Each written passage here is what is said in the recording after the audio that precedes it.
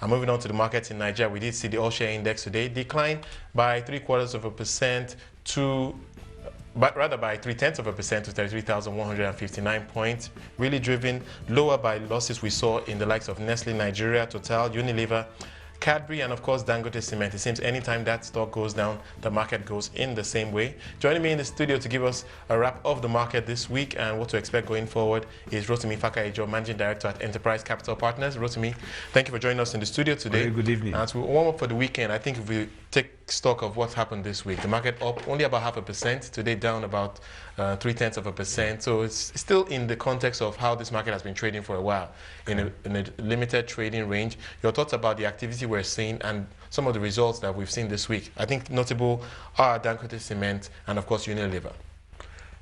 For the activities this week, it's really been very interesting. We've seen the market go up very significantly on Wednesday, and yes, today it dipped. Yesterday very sparingly, and all in all, the change for the week is still in the positive region at about 0.4% for the entire week, and that is quite good, at least for a time like this. We've seen a lot of bear run in some securities, and that's particularly is not what the market really expected in terms of a stock like Skybank.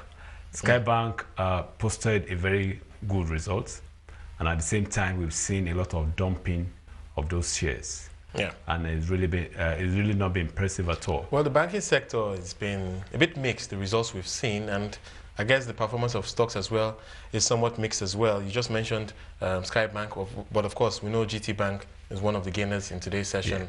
They held their AGM yesterday. I think people feeling good about that stock, but it's not the same across the banking sector. Yes, I think GT Bank remains an exception in the market. A lot of people have confidence in banking with the bank, and they have confidence in holding the stocks of that bank. And this has really held sway for the bank. And we saw it go down shortly after it was marked down to about 23 Naira plus, and presently it's trading above 25. That actually shows a lot of strength, which was consolidated by the first quarter result. For the results of this week, we saw Dangote Cement posting a very impressive result, a PAT of about 151 billion.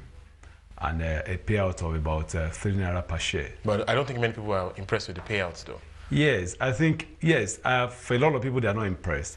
But what I quickly call their attention to is the fact that we saw Nigerian bureaus in the same price sphere and paying a dividend of about 3 Naira. We saw the likes of Nestle Foods being as high as about over 900 Naira. Over 900 Naira.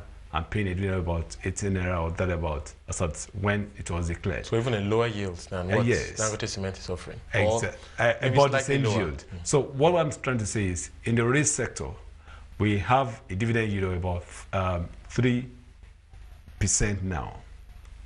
You understand what I'm saying? Whereas in the banking sector, we have a dividend yield of about 6%. On average. On average. Now, but for the stock, Dangote Cement, the results, why I say is impressive is at least there's a leap of about 23-25% improvement in their profit after tax. And at the same time, there is the retention of about 100 billion to plow back into business, which means going forward in the future, they will have less finance costs to pay. Yeah. Because they have more liquidity in their system. Right. So I think for a shrewd investor that is forward-looking, it's quite a very good result. And I think they should just sympathize with the fact that, yes, indeed. Do investors sympathize at all?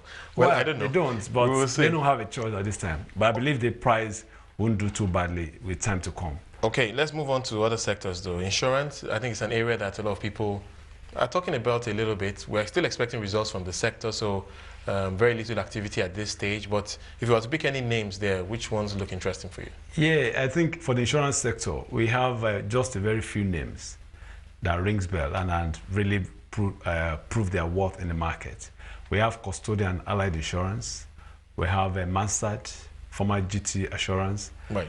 We have Prestige, we have ICO, then we have Continental Re.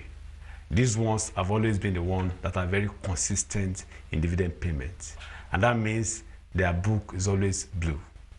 But for several other whose prices are just at the par value, the lowest that the market can go as allowed for now, is those ones we've not seen dividend for quite a while. And the little profit that is being posted is not even impressive to be shared. Right. So I think for those that I've mentioned, they are actually the ones that investors are looking forward to actually do something that will put smiles on their face. If we move back to the banking sector, what about Wema Bank? I mean, it's the best performer on the market this year, a gain of about 160%. Clearly, some people are seeing some value there. Well, of course, it's coming from a very low base. Your thoughts about that as an investment option? Well, I think for Wema Bank, at a time when they were struggling to survive, we saw them move from the conventional banking group that they belong to a regional bank.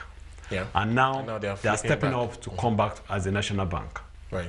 Though they can still do foreign transactions. So I think that change, that transition from coming as a regional bank to national bank is really what makes people think, okay, we can put money, since some people are putting a large chunk of money into that company, into that bank, they believe strongly that at least there should be something and the price can remain for what as it is for a very long time. So right. Definitely there will be an improvement. So people are like having a renewed confidence in the bank. So I think for investors, it's still here and there because with the way their books are, it may be very difficult for them to really have something in return, even the coming year. Okay. But I think it's something to look or hold on to for quite a while. All right, so the month is wrapping up next week, early next week. Your thoughts about what to expect for the rest of the quarter? Do you think this market is likely to trade higher? It's up only about 18% for the year. Are we likely to see it close higher this quarter, higher or lower than that? Wow, for the quarter, I think what we're going to see much is the index hovering between, the change in index hovering between 21% and what we have now. That is, so slightly higher. I think sometimes within the quarter, we still see it tend towards 34. Right. Then recede again to about the base of 33 and back and forth. Right. But I don't really see it closing lower than 33,000 basis